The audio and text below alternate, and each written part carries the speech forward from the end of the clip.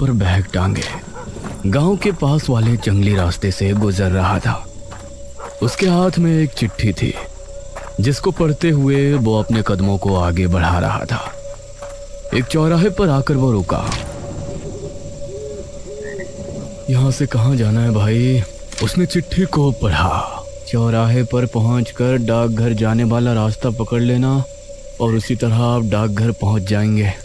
वाह, डाकघर वाले रास्ते पर आगे बढ़ना है, लेकिन डाकघर का रास्ता कौन सा है ये तो लिखा ही नहीं। तभी उसने देखा कि एक रास्ते पर एक बोर्ड लगा है जिस पर डाकघर का रास्ता बताया गया है। शुक्र है भगवान का, वो उसी रास्ते पर आगे बढ़ गया। तकरीबन 15 मिनट चलने के बाद उसे जंगल के बीच एक डाकघर नजर आया। लगता है यही है। डाकघर के बाहर एक आदमी खड़ा हुआ था। क्या आप ही नए डाक बाबू हैं? जी हाँ, सही पहचाना। मेरा नाम महेश है। मेरा यहाँ डाक बाबू के लिए पोस्ट किया गया है। ठीक है साहब, ये डाकघर है और मैं आपका शागिर्द राजू। अब आप अंदर जाइए, मैं सुबह आपका नाश्ता ले आऊँगा। अरे ऐसा कैसे हो सकता है? आप मेरे शागिर्द हैं, ये आपकी ड्यूटी है। आप मेरे साथ नहीं रहेंगे तो कौन रहेगा? वो मुझे पता है साहब, लेकिन मैं रात में यहाँ नहीं रुक सकता। चाहे आप मुझे नौकरी से निकलवा दीजिए। हाँ। ये बात सुनकर महेश को बहुत अजीब लगा। ये कहकर राजू वहां से चला गया। कमाल है, मेरा शागिर्द होने के बावजूद मेरी मर्जी के खिलाफ चला गया। चलो कोई बात नहीं, बुजुर्ग आदमी है, क्या ही बोलूं। ये कहकर वो डाकघर के अंदर चला गया। डाकघर अंदर से काफी पुराना लग रहा था, लेकिन उसमें सफाई अच्छे से हुई थी। एक शेल्फ था जिसमें कई किताबें रखी हुई थी और आसपास लगे शेल्फ में फाइल और चिट्ठियां रखी थी। अरे, ऐसा लगता है कि यहाँ कई दिनों से कोई डाक बाबू नहीं आया है। उसने एक किताब निकाली और बिस्तर पर लेटकर पढ़ने लगा। इस तरफ राजू अभी तेज तेज कदमों के साथ आगे बढ़ रहा था। मुझे जल्दी से निकल जाना चाहिए, वरना वो आ गया तो राम राम राम राम। तभी राजू को पीछे साइकिल की घंटी और सांसों की आवाज सुनाई देने लगी।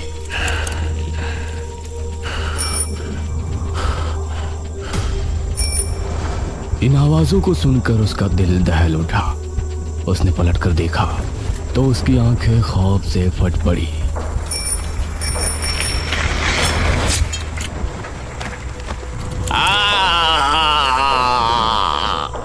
महेश की यहाँ पहली रात थी, इसलिए उसे नींद भी नहीं आ रही थी। करीब 12 बजे अचानक सियारों के रोने की आवाज आई और महेश चौंक गया। उसके हाथ से किताब छूटकर नीचे गिर गई। अरे, ये तो जंगल है, यहाँ तो ऐसी आवाजें आना आम बात है। मुझे इनकी आदत डालनी पड़ेगी। उसने किताब उठाई और फिर से पढ़ने लगा। तभी उसे कुत्तों के भौंकने की आवाज आई। अरे, अब इन्हें क्या हो गया भाई? वो उठा और उसने खिड़की बंद कर दी। फिर वापस आकर पलंग पर लेट गया। उसने किताब का अगला पन्ना पलटा। तभी उसे एक तेज सांस लेने की आवाज सुनाई दी।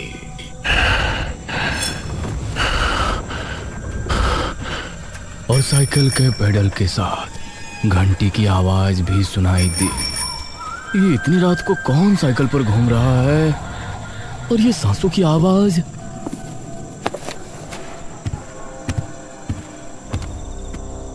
महेश को अब बाहर जाकर देखने की हिम्मत नहीं हुई। जो डर उसने कुछ देर पहले राजू के चेहरे पर देखा था, वो अब अपने दिल में महसूस कर रहा था। वो फिर से बिस्तर पर लेट गया। उसके माथे पर पसीने आ गए, यहाँ तक कि उसने अपने कानों पर हाथ रख लिए, लेकिन वो आवाजें अभी भी उसको सुनाई दे रही थी, जिसकी वजह से उसे पूरी रात में कुछ झपकियां आई, लेकिन नींद पूरी नहीं हुई।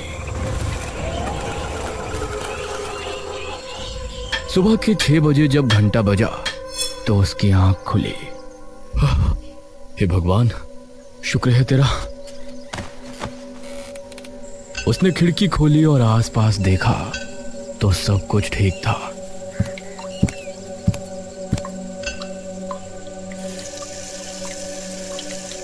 उसने अपना चेहरा धोया और डाकघर से बाहर निकला।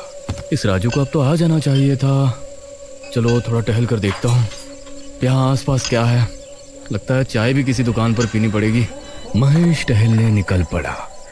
उसने पाया कि जंगल में साफ सुथराई का इंतजाम अच्छा नहीं है। वो टहलते हुए सड़क पर निकल आया और उसे एक चाय की टपरी नजर आई। जी नमस्ते भाई। नमस्ते साहब, इस गांव के तो नहीं लगते, कहाँ से आए हैं? सही पहचाना चाचा, मैं वो डाकघर का नया बाबू हूँ। ये सुनकर वहां मौजूद सभी लोग महेश को घूरने लगे। क्या आप उस डाकघर के बाबू हैं? क्या आप रात को वहां रुके थे? ये सुनकर महेश को अजीब लगा। हाँ, अब वहां पोस्ट हुआ है तो दिन हो या रात, मुझे ठहरना तो पड़ेगा। इसमें इतनी हैरानी वाली कौन सी बात है? अरे नहीं नहीं, कुछ नहीं। आपको कोई परेशानी नहीं है तो ठीक है, वरना हमने तो यही देखा है कि जो भी डाक बाबू आता है वो या तो रात को रुकता नहीं, और रुकता है तो अगले दिन भाग जाता है।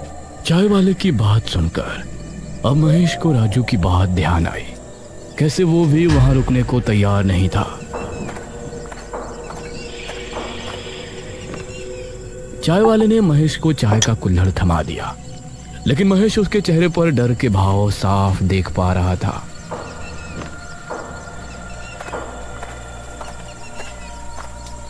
महेश चाय पीकर वापस डाकघर आया तो उसे फोन आया। जी महेश बाबू बोल रहा हूँ। डाक बाबू, मैं गांव का मुखिया बोल रहा हूँ। वो असल में आपका शागिर्द आज आपके पास नहीं आएगा। अरे लेकिन क्यों नहीं आएगा मुखिया जी? मैंने तो अभी नाश्ता तक नहीं किया। अरे वो कोई बात नहीं, हम कुछ दिनों में नया शागिर्द आपको दे देंगे। खाने पीने का इंतजाम आपको मैं करवा दूंगा, बस आप कुछ दिन इंतजार कर लीजिए। बड़ी अजीब बात है, कोई पूरी बात बताता ही नहीं। महेश ने फाइल निकाली और अपना काम करने लगा। दोपहर तक उसने रजिस्टर का काम किया और फिर दोपहर से शाम तक चिट्ठियां बांटने गया।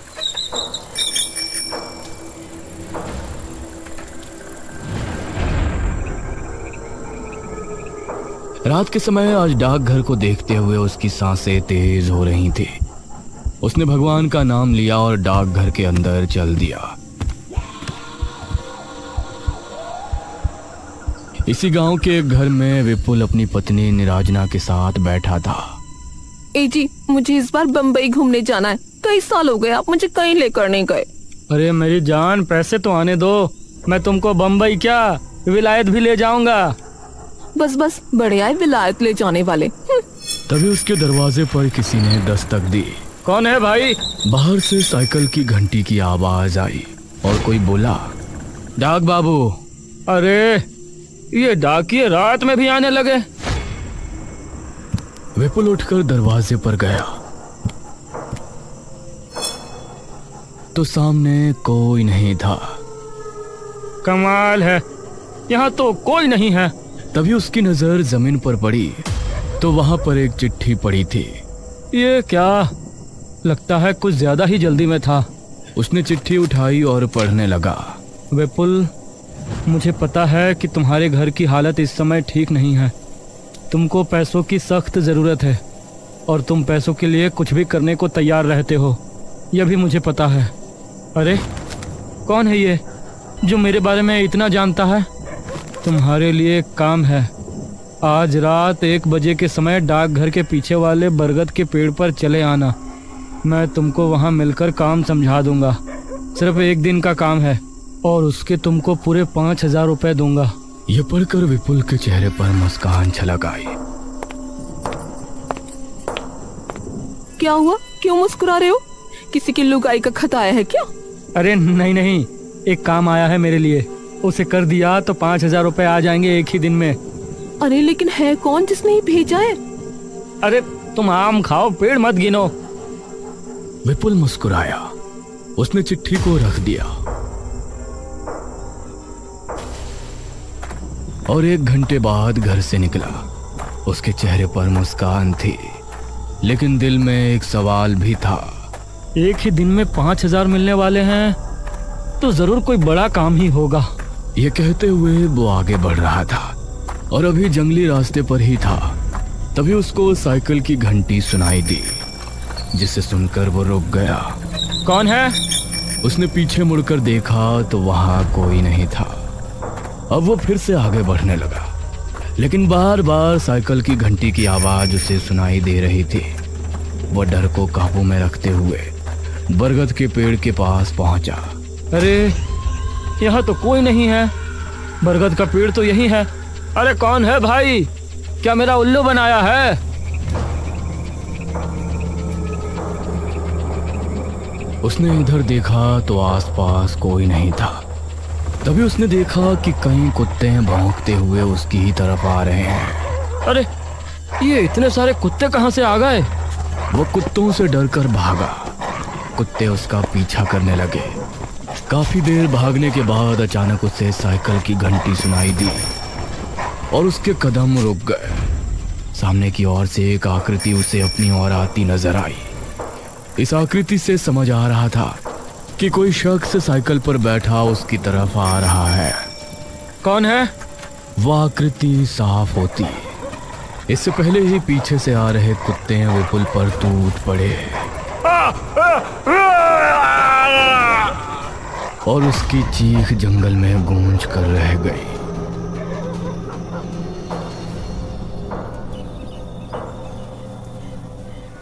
सुबह होने पर विपुल की लाश जंगल में पाई गई। उसकी पत्नी उसकी लाश के पास बैठी रो रही थी। कुछ गांव वालों के साथ मुखिया और महेश भी वहां मौजूद थे। ये विपुल इतनी रात में भला यहाँ क्या करने आया था? इन्हें डाक बाबू कोई चिट्ठी देकर गए थे और ये कह रहे थे कि चिट्ठी लिखने वाले ने यही इन्हें जंगल में बुलाया है। यह सुनकर महेश हैरान रह गया। अरे ये कैसे हो सकता है? मैं तो रात में कहीं कोई चिट्ठी देने नहीं गया। यह सुनकर मुखिया और सभी गांव वाले हैरान रह गए, लेकिन किसी के मुंह से कुछ नहीं निकला। इस घटना को देखकर महेश के मन में कई सवाल उठे, लेकिन जवाब देने वाला कोई नहीं था।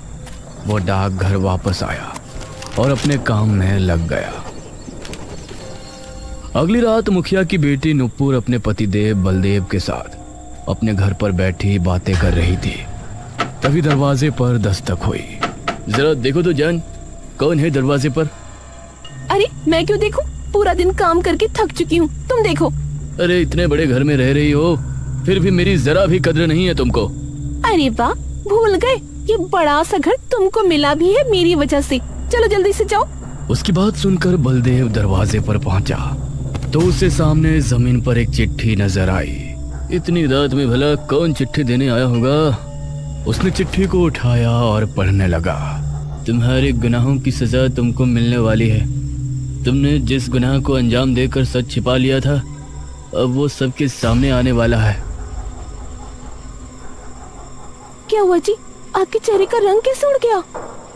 अरे इस चिट्ठी में लिखा है कि उसने सारी बात नुपुर को बताई। कौन है ये? कहीं से सचमुच कुछ पता तो नहीं? आगे पढ़ता हूँ।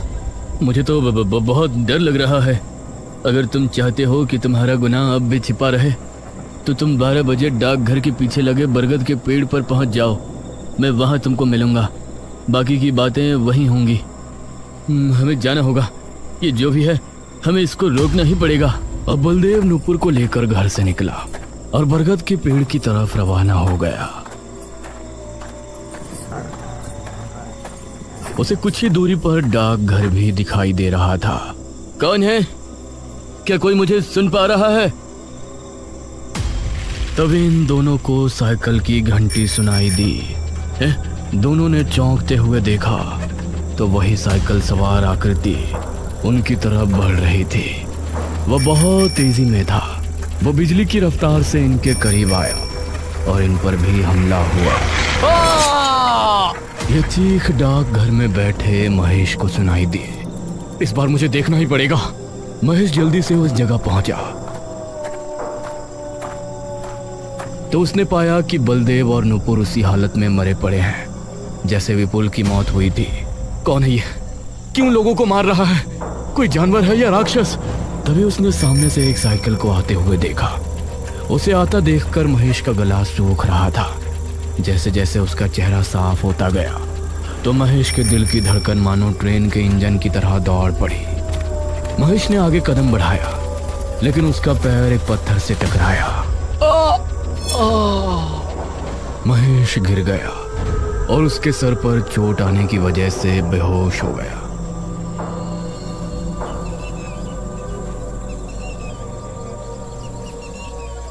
सुबह जब उसकी आंख खुली तो गांव के कुछ लोग और मुखिया भी वहां मौजूद था। मुखिया अपनी बेटी और दामाद की लाश के पास बैठा रो रहा था। आज गांव के लोगों का डर अपनी सीमा के बाहर नजर आ रहा था। ये सब क्या हो रहा है मुखिया जी? अब और 2 मौतें हो गई। मुखिया बस रोए जा रहा था। महेश ने पास ही पड़ी चिट्ठी उठाई जो इन दोनों को मिली थी। उसे पढ़कर महेश का दिमाग घूम गया। कौन हो सकता है जो मेरी जगह लोगों को चिट्ठी देकर यहाँ बुलाता है और उन्हें मार देता है? डाक बाबू, यह डाक घर ठीक नहीं है।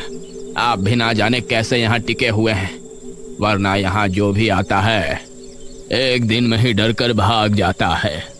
सच कहूं तो मैं भी भागने वाला था, लेकिन मुझे नौकरी की सख्त जरूरत है, वरना रातों को साइकिल की आवाजें, कुत्तों की भौंकने की आवाज और सियारों के गुर्राने की गरज, इन सबसे डर तो बहुत लगता है। क्या आपको भी वो आवाजें सुनाई देती हैं? हाँ, आप लोग मुझसे क्या छिपा रहे हैं? जब आप उन आवाजों के बारे में जानते हो तो कुछ और भी जानते ही होंगे। इस पर मुखिया ने जवाब दिया, हमारे गांव में गायत्री नाम की एक विधवा अपने बेटे आर्यन के साथ रहा करती थी। उस समय मैं मेरे घर का निर्माण करवा रहा था। वह वहां मेहनत मजदूरी करती थी, अपने बच्चे को पाला, उसे अच्छी तरह पढ़ाया लिखाया था। आर्यमान ने पढ़ लिख कर अपनी माँ का नाम रोशन किया और इस गांव का पहला डाक बाबू बना। लेकिन ना जाने एक दिन उसके साथ क्या हुआ, उसकी लाश जंगल में बुरी अवस्था में पाई गई, जैसे उसे किसी खूंखार जानवर ने नोच खाया हो। उसकी मौत देखकर उसकी माँ सुध-बुध खो बैठी थी। उसके बाद से जो भी डाक बाबू यहाँ आता है तो उसको साइकिल की घंटी सुनाई देती है और अजीब अजीब डरावनी आवाजें आती, और कोई भी डाक बाबू यहाँ एक दिन से ज्यादा नहीं ठहर पाया।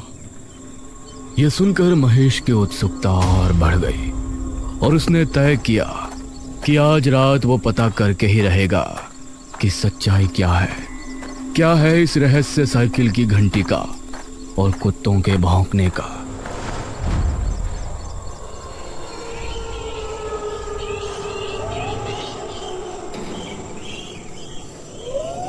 रात होने पर महेश डाकघर के दरवाजे पर खड़ा हो गया।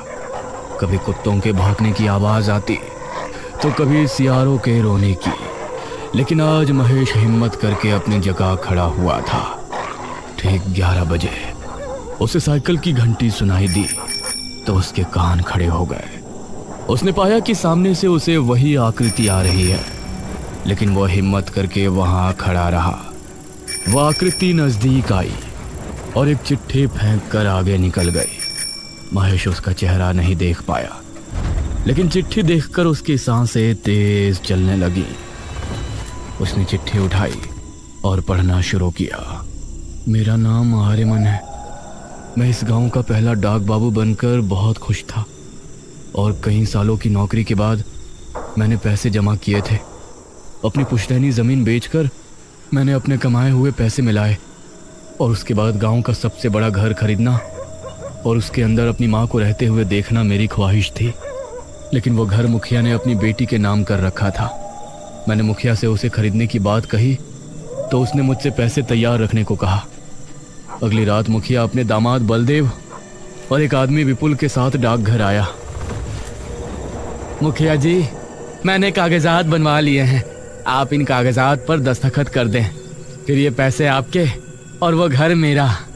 मुखिया ने पहले पैसों की गिनती विपुल और बलदेव से करवाई। मुखिया जी, अब इन कागजों पर अपने दस्तखत कर दें। क्यों नहीं डाक बाबू?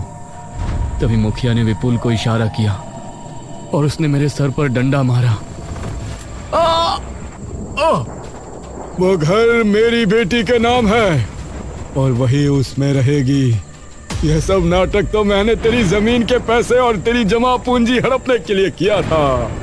इस गांव में सबसे अमीर मैं हूँ और मैं ही रहूंगा। मुखिया और उन गांव वालों ने मिलकर मुझे बरगद के पेड़ के नीचे फिकवा दिया। इसलिए जब भी कोई डाक बाबू आता है तो मैं उसे अपनी कहानी सुनाने की कोशिश करता, क्योंकि मैं चाहता था कि मुखिया की और मेरे खून की हकीकत सबके सामने आए। यह खत पढ़कर महेश को मुखिया पर बहुत गुस्सा आया।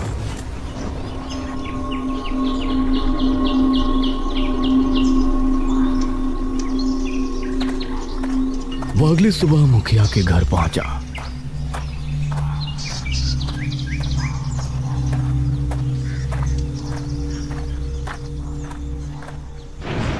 मुखिया जी, आपने जो आर्यमान के साथ किया था उसकी आत्मा ने मुझे सब बता दिया है।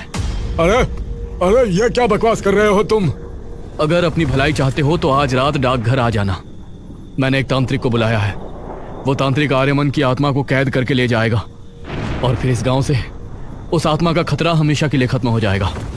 मुझे भी उससे तभी छुटकारा मिलेगा। यह सुनकर मुखिया के चेहरे पर मुस्कान छलक आई। ये हुई ना बात। मुखिया बहुत खुश हुआ।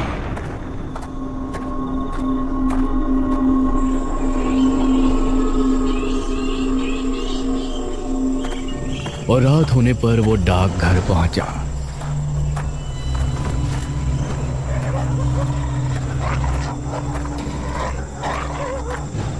अरे महेश, तुम तो किसी तांत्रिक को बुलाने वाले थे ना? कहाँ है वो तांत्रिक? अब आप आ गए हैं तो वो भी आता ही होगा। उसके इतना कहते ही साइकिल की घंटी की आवाज सुनाई दी। मुखिया के चेहरे का रंग उड़ गया। दोनों को सामने से आकृति नजर आई और कुछ ही दूरी पर आकर वो रुक गई। ये क्या है? तूने मुझे मारकर अच्छा नहीं किया मुखिया। अब मैं तुझे जिंदा नहीं छोड़ूंगा। अरे ये क्या है महेश? उसकी आत्मा हमारे सामने है। अरे जल्दी से तांत्रिक को बुलाकर इसे कैद कराओ। क्या तुम भी इससे मिल गए हो? अगर किसी को भी बताया कि इसे मैंने ही मारा था तो मैं तुमको भी जिंदा नहीं छोड़ूंगा। हाँ। उसी समय वहां छिपा कोतवाल सामने आया। मुखिया जी, मैंने सब कुछ सुन लिया है। अब अपने आप को कानून के हवाले कर दो। कोतवाल को देखकर मुखिया हैरान रह गया और भागने लगा। तभी आर्यमन की आत्मा ने उसे हवा में उठाया अरे! और उसे बहुत ऊपर से ले जाकर छोड़ दिया। ज्यादा ऊंचाई से गिरने पर मुखिया की मौत हो गई। अब मेरी माँ को उस घर में पहुंचाना भी तुम्हारा ही काम है महेश। मैं जरूर करूंगा।